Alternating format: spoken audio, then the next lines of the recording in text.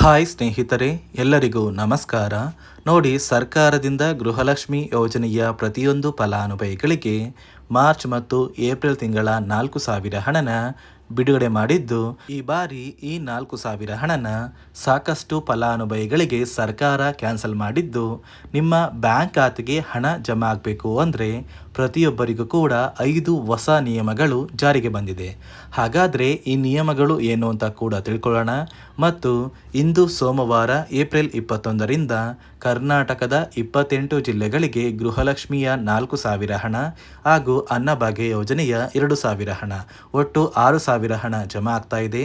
ಬನ್ನಿ ಸ್ನೇಹಿತರೆ, ಹೇಗೆ ನಿಮ್ಮ ಬ್ಯಾಂಕ್ ಖಾತೆಗೆ ಈ ಒಂದು ಹಣ ಜಮಾ ಆಗ್ತಾ ಇದೆ ಅಂತ ನಾನು ನಿಮಗೆ ತಿಳಿಸ್ಕೊಡ್ತಾ ಇದ್ದೀನಿ. ಅದಕ್ಕಿಂತ ಮೊದಲು ನೀವೇನಾದ್ರೂ ಇನ್ನೂ ಕೂಡ ನನ್ನ ಚಾನಲ್ನ ಸಬ್ಸ್ಕ್ರೈಬ್ ಆಗಿಲ್ಲ ಅಂದರೆ ದಯವಿಟ್ಟು ಪ್ರತಿಯೊಬ್ಬರು ಚಾನಲ್ನ ಸಬ್ಸ್ಕ್ರೈಬ್ ಮಾಡ್ಕೊಳ್ಳಿ, ಹಾಗೆ ವಿಡಿಯೋಗೆ ಒಂದು ಲೈಕ್ನ ಕೊಡಿ. ಹೌದು ವೀಕ್ಷಕರೇ, ಗೃಹಲಕ್ಷ್ಮಿ ಯೋಜನೆಯ ಪ್ರತಿಯೊಂದು ಫಲಾನುಭವಿಗಳಿಗೆ ಸರ್ಕಾರದಿಂದ ಭರ್ಜರಿ ಗುಡ್ಡಿಸ್ನ ಕೊಟ್ಟಿದ್ದು, ಸರ್ಕಾರ ಮಾರ್ಚ್ ಮತ್ತು ಏಪ್ರಿಲ್ ತಿಂಗಳ 4,000 ಹಣನ ಫಲಾನುಭವಿಗಳ ಬ್ಯಾಂಕ್ ಖಾತೆಗೆ ಜಮಾ ಮಾಡ್ತಾ ಇದೆ. ಆದರೆ ಸಾಕಷ್ಟು ಫಲಾನುಭವಿಗಳಿಗೆ ಈ ಬಾರಿ ಈ 4,000 ಹಣ ಜಮಾ ಆಗೋದಿಲ್ಲ.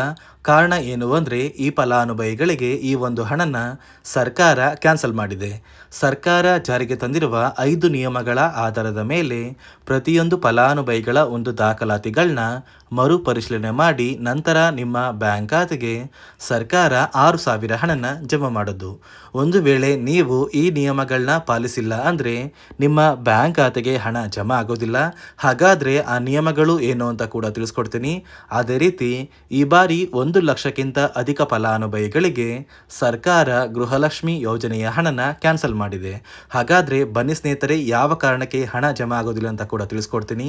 ಅದಕ್ಕಿಂತ ಮೊದಲು ನೋಡಿ ಸ್ನೇಹಿತರೆ, ಗೃಹಲಕ್ಷ್ಮಿ ಯೋಜನೆಯ 2 ತಿಂಗಳ ಹಣದ ಜೊತೆಗೆ ನಿಮ್ಮ ಬ್ಯಾಂಕ್ ಖಾತೆಗೆ ಅನ್ನಭಾಗ್ಯ ಯೋಜನೆಯ ಕಳೆದ 5 ತಿಂಗಳ ಪೆಂಡಿಂಗ್ ಇರುವ 2,000 ಹಣ, ಅಂದರೆ ಒಟ್ಟು 6,000 ಹಣನ ಫಲಾನುಭವಿಗಳಿಗೆ ಸರ್ಕಾರ ಜಮಾ ಮಾಡ್ತಾ ಇದೆ. ಈ 6,000 ಹಣನ ಕರ್ನಾಟಕದ 28 ಜಿಲ್ಲೆಗಳ ಪ್ರತಿಯೊಂದು ಫಲಾನುಭವಿಗಳಿಗೆ ಜಮಾ ಮಾಡ್ತಾ ಇದ್ದು, ಇಂದು ಸೋಮವಾರ ಏಪ್ರಿಲ್ 21ರಿಂದ ಕರ್ನಾಟಕದ ಯಾವ ಜಿಲ್ಲೆಗಳಿಗೆ ಹಣ ಜಮಾ ಆಗಲಿದೆ ಅಂದರೆ, ಮೊದಲಿಗೆ ಬಾಗಲಕೋಟೆ, ಬೆಳಗಾವಿ, ವಿಜಯಪುರ, ಧಾರವಾಡ, ಗದಗ, ಹಾವೇರಿ, ಉತ್ತರ ಕನ್ನಡ, ಬೆಂಗಳೂರು ನಗರ, ಬೆಂಗಳೂರು ಗ್ರಾಮಾಂತರ, ರಾಮನಗರ, ಚಿಕ್ಕಬಳ್ಳಾಪುರ, ಚಿತ್ರದುರ್ಗ, ದಾವಣಗೆರೆ, ಕೋಲಾರ, ಶಿವಮೊಗ್ಗ, ತುಮಕೂರು, ಬಳ್ಳಾರಿ, ಬೀದರ್, ಕಲಬುರಗಿ, ಕೊಪ್ಪಳ, ರಾಯಚೂರು, ಯಾದಗಿರಿ, ವಿಜಯನಗರ, ಚಾಮರಾಜನಗರ, ಚಿಕ್ಕಮಗಳೂರು, ದಕ್ಷಿಣ ಕನ್ನಡ, ಹಾಸನ, ಕೊಡಗು, ಮಂಡ್ಯ, ಮೈಸೂರು ಮತ್ತು ಉಡುಪಿ ಈ 28 ಜಿಲ್ಲೆಗಳ ಪ್ರತಿಯೊಂದು ಫಲಾನುಭವಿಗಳಿಗೆ ಸರ್ಕಾರ ಗೃಹಲಕ್ಷ್ಮಿ ಯೋಜನೆಯ ಮಾರ್ಚ್ ಮತ್ತು ಏಪ್ರಿಲ್ ತಿಂಗಳ 4,000 ಹಣ ಹಾಗೂ ಅನ್ನಭಾಗ್ಯ ಯೋಜನೆಯ ಕಳೆದ 5 ತಿಂಗಳ ಪೆಂಡಿಂಗ್ ಇರುವ 2,000 ಹಣ, ಒಟ್ಟು 6,000 ಹಣನ ಪ್ರತಿಯೊಂದು ಫಲಾನುಭವಿಗಳಿಗೆ ಜಮಾ ಮಾಡ್ತಾ ಇದೆ. ಈ 6,000 ಹಣ ಏಪ್ರಿಲ್ ತಿಂಗಳು ಮುಗಿಯುವಷ್ಟರಲ್ಲಿ ನಿಮ್ಮ ಬ್ಯಾಂಕ್ ಖಾತೆಗೆ ಸರ್ಕಾರ ಜಮಾ ಮಾಡುತ್ತೆ.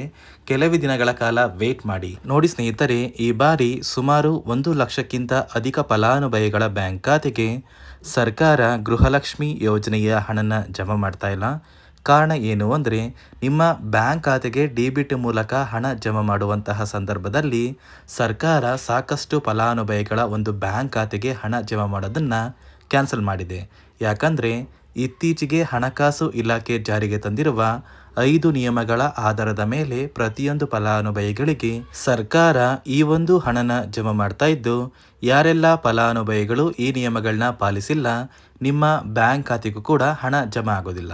ಹಾಗಾದರೆ ಬನ್ನಿ ಸ್ನೇಹಿತರೆ, ಸರ್ಕಾರ ಜಾರಿಗೆ ತಂದಿರುವ ಆ 5 ಹೊಸ ನಿಯಮಗಳು ಏನು ಅಂತ ನಾನು ನಿಮಗೆ ತಿಳಿಸ್ಕೊಡ್ತಾ ಇದ್ದೀನಿ. ನೋಡಿ ಸ್ನೇಹಿತರೆ, ಮೊದಲನೆಯ ಒಂದು ನಿಯಮ ಬಂದು, ಸಾಕಷ್ಟು ಫಲಾನುಭವಿಗಳು ಹೊಂದಿರುವಂತಹ ಒಂದು ರೇಷನ್ ಕಾರ್ಡ್ ಏನಿದೆ, ಆ ಒಂದು ರೇಷನ್ ಕಾರ್ಡ್ನ ಮನೆಯ ಸದಸ್ಯರ ಪ್ರತಿಯೊಬ್ಬರ ಒಂದು ಆಧಾರ್ ಕಾರ್ಡ್ನ ನಿಮ್ಮ ರೇಷನ್ ಕಾರ್ಡ್ಗೆ ಕಡ್ಡಾಯವಾಗಿ ಲಿಂಕ್ ಮಾಡಿಸ್ಬೇಕು. ಅಂದರೆ ಈ ಒಂದು ಲಿಂಕ್ ಮಾಡಿಸುವಂತಹ ಒಂದು ಪ್ರೊಸೀಜರ್ಗೆ ಸರ್ಕಾರ KYC ಅಂತ ಕರೀತಾರೆ. ನಿಮ್ಮ ರೇಷನ್ ಕಾರ್ಡ್ಗೆ ಇನ್ನೂ ಸಹ KYC ಆಗಿಲ್ಲ ಅಂದರೆ ನಿಮ್ಮ ಬ್ಯಾಂಕ್ ಖಾತೆಗೆ ಸರ್ಕಾರ ಮುಂದಿನ ದಿನಗಳಲ್ಲಿ ಗೃಹಲಕ್ಷ್ಮಿ ಯೋಜನೆಯ ಹಣನ ಕ್ಯಾನ್ಸಲ್ ಮಾಡುತ್ತೆ. ಅದೇ ರೀತಿ ಎರಡನೆಯ ಒಂದು ನಿಯಮ ಬಂದು, ಸಾಕಷ್ಟು ಫಲಾನುಭವಿಗಳು ಕಳೆದ 3 ತಿಂಗಳಿಂದ ಸರ್ಕಾರದಿಂದ ಬರ್ತಾ ಇರುವಂತಹ ಒಂದು ರೇಷನ್ ಏನಿದೆ, ಅಂದರೆ ಉಚಿತ ಅಕ್ಕಿ ಏನಿದೆ, ಈ ಒಂದು ರೇಷನ್ನ ಪಡ್ಕೋತಾ ಇಲ್ಲ. ಒಂದು ವೇಳೆ ಕಳೆದ 3 ತಿಂಗಳಿಂದ ನೀವು ರೇಷನ್ನ ಪಡ್ಕೊಂಡಿಲ್ಲ ಅಂದರೆ ಸರ್ಕಾರ ನಿಮ್ಮ ಬಳಿ ಇರುವಂತಹ ಒಂದು ರೇಷನ್ ಕಾರ್ಡ್ನ ಕ್ಯಾನ್ಸಲ್ ಮಾಡುತ್ತೆ. ನಿಮ್ಮ ರೇಷನ್ ಕಾರ್ಡ್ನ ಸರ್ಕಾರ ಕ್ಯಾನ್ಸಲ್ ಮಾಡಿದರೆ ನಿಮ್ಮ ಬ್ಯಾಂಕ್ ಖಾತೆಗೆ ಗೃಹಲಕ್ಷ್ಮಿ ಯೋಜನೆಯ ಹಣ ಇರ್ಬೋದು ಮತ್ತು ಸರ್ಕಾರದಿಂದ ಬರುವಂತಹ ಒಂದು ಸೌಲಭ್ಯಗಳನ್ನ ನೀವು ಕಳ್ಕೋಬೇಕಾಗುತ್ತೆ. ಅದೇ ರೀತಿ ಮೂರನೆಯ ಒಂದು ನಿಯಮ ಬಂದು ನೋಡಿ ಸ್ನೇಹಿತರೆ, ನಿಮ್ಮ ಬಳಿ ಇರುವಂತಹ ಒಂದು ಆಧಾರ್ ಕಾರ್ಡ್ ಏನಿದೆ, ಆ ಒಂದು ಆಧಾರ್ ಕಾರ್ಡ್ನ ಕಳೆದ 15 ವರ್ಷಗಳಲ್ಲಿ ನೀವು ಯಾವುದೇ ರೀತಿಯ ಒಂದು ತಿದ್ದುಪಡಿನ ಮಾಡಿಸಿಲ್ಲ ಅಂದರೆ ನಿಮ್ಮ ಬ್ಯಾಂಕ್ ಖಾತೆಗೆ ಸರ್ಕಾರ ಗೃಹಲಕ್ಷ್ಮಿ ಯೋಜನೆಯ ಹಣನ ಕ್ಯಾನ್ಸಲ್ ಮಾಡುತ್ತೆ.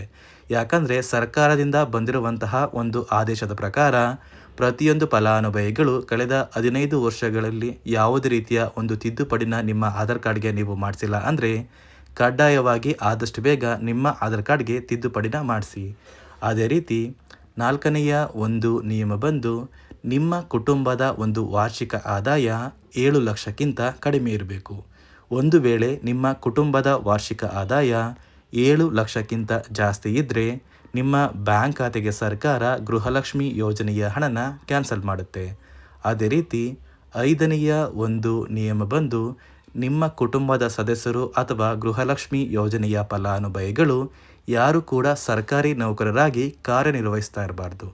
ಒಂದು ವೇಳೆ ನಿಮ್ಮ ಕುಟುಂಬದಲ್ಲಿ ಯಾರೇ ಆಗಿದ್ರೂ ಸರ್ಕಾರಿ ನೌಕರರಾಗಿ ಕಾರ್ಯನಿರ್ವಹಿಸ್ತಾ ಇದ್ದರೆ ನಿಮ್ಮ ಬ್ಯಾಂಕ್ ಖಾತೆಗೆ ಗೃಹಲಕ್ಷ್ಮಿ ಯೋಜನೆಯ ಹಣ ಕ್ಯಾನ್ಸಲ್ ಆಗುತ್ತೆ. ಈ 5 ನಿಯಮಗಳ ಆಧಾರದ ಮೇಲೆ ಪ್ರತಿಯೊಂದು ಫಲಾನುಭವಿಗಳಿಗೆ ಸರ್ಕಾರ ಹಣ ಜಮಾ ಮಾಡ್ತಾ ಇದೆ. ಒಂದು ವೇಳೆ ನೀವು ಈ 5 ನಿಯಮಗಳನ್ನ ಪಾಲಿಸಿಲ್ಲ ಅಂದರೆ ನೀವು ಕೂಡ ಗೃಹಲಕ್ಷ್ಮಿ ಯೋಜನೆಯ ಹಣದಿಂದ ವಂಚಿತರಾಗಬೇಕಾಗುತ್ತೆ. ನೋಡಿ ಸ್ನೇಹಿತರೆ, ಇಂದು ಸೋಮವಾರ ಏಪ್ರಿಲ್ 21ರಿಂದ ಕರ್ನಾಟಕದ 28 ಜಿಲ್ಲೆಗಳ ಪ್ರತಿಯೊಂದು ಫಲಾನುಭವಿಗಳಿಗೆ ಗೃಹಲಕ್ಷ್ಮಿ ಯೋಜನೆಯ 2 ತಿಂಗಳ ಹಣ ಅಂದರೆ ಮಾರ್ಚ್ ಮತ್ತು ಏಪ್ರಿಲ್ ತಿಂಗಳ 4,000 ಹಣ, ಈ ಒಂದು ಹಣದ ಜೊತೆಗೆ ಅನ್ನಭಾಗ್ಯ ಯೋಜನೆಯ ಕಳೆದ 5 ತಿಂಗಳ 2,000 ಹಣ, ಒಟ್ಟು 6,000 ಹಣ ಪ್ರತಿಯೊಂದು ಫಲಾನುಭವಿಗಳಿಗೆ ಜಮಾ ಆಗ್ತಾ ಇದ್ದು, ಇಲ್ಲಿಯವರೆಗೂ ಸರ್ಕಾರದಿಂದ 18 ಕಂತಿನ ಹಣನ ಯಾರೆಲ್ಲ ಪಡ್ಕೊಂಡಿದ್ದೀರಾ ಇಂತಹ ಫಲಾನುಭವಿಗಳಿಗೆ ಮಾತ್ರ ಗೃಹಲಕ್ಷ್ಮಿ ಯೋಜನೆಯ ಹಣ ಜಮಾ ಆಗುತ್ತೆ. ಒಂದು ವೇಳೆ ನಿಮ್ಮ ಬ್ಯಾಂಕ್ ಖಾತೆಗೆ ಇನ್ನೂ ಕೂಡ ಪೆಂಡಿಂಗ್ ಇರುವ ಹಣ ಬಾಕಿ ಇದ್ದರೆ ಸರ್ಕಾರದಿಂದ ಈ 4,000 ಹಣ ಜಮಾ ಆಗೋದಿಲ್ಲ. ಕಾರಣ ಏನು ಅಂದರೆ ಪೆಂಡಿಂಗ್ ಇರುವ ಫಲಾನುಭವಿಗಳ ಬ್ಯಾಂಕ್ ಖಾತೆಗೆ ಯಾವುದೇ ರೀತಿಯ ಒಂದು ಹಣನ DBT ಮೂಲಕ ಹಾಕೋದಕ್ಕೆ ಆಗೋದಿಲ್ಲ. ಇದೇ ಒಂದು ಕಾರಣಕ್ಕೆ ಆದಷ್ಟು ಬೇಗ ಪ್ರತಿಯೊಬ್ಬರು ಪೆಂಡಿಂಗ್ ಇರುವ ಎಲ್ಲ ಕಂತಿನ ಹಣನ ನಿಮ್ಮ ಬ್ಯಾಂಕ್ ಖಾತೆಗೆ ಪಡ್ಕೊಳ್ಳಿ. ನಂತರ ಕೆಲವೇ ದಿನಗಳಲ್ಲಿ ನಿಮ್ಮ ಬ್ಯಾಂಕ್ ಖಾತೆಗೆ ಗೃಹಲಕ್ಷ್ಮಿ ಯೋಜನೆಯ ಹಣ ಹಾಗೂ ಅನ್ನಭಾಗ್ಯ ಯೋಜನೆಯ ಹಣ ಜಮಾ ಆಗುತ್ತೆ ಅಂತ ಹೇಳ್ತಾ, ಇದಿಷ್ಟು ಸರ್ಕಾರದಿಂದ ಬಂದಿರುವಂತಹ ಒಂದು ಮಾಹಿತಿಯಾಗಿದೆ. ನಾನು ಕೊಟ್ಟಿರುವಂತಹ ಮಾಹಿತಿ ನಿಮಗೆ ಇಷ್ಟ ಆಗಿದ್ದಲ್ಲಿ ದಯವಿಟ್ಟು ಪ್ರತಿಯೊಬ್ಬರು ನನ್ನ ಚಾನಲ್ನ ಸಬ್ಸ್ಕ್ರೈಬ್ ಮಾಡ್ಕೊಳ್ಳಿ, ಹಾಗೆ ವಿಡಿಯೋಗೆ ಒಂದು ಲೈಕ್ನ ಕೊಡಿ.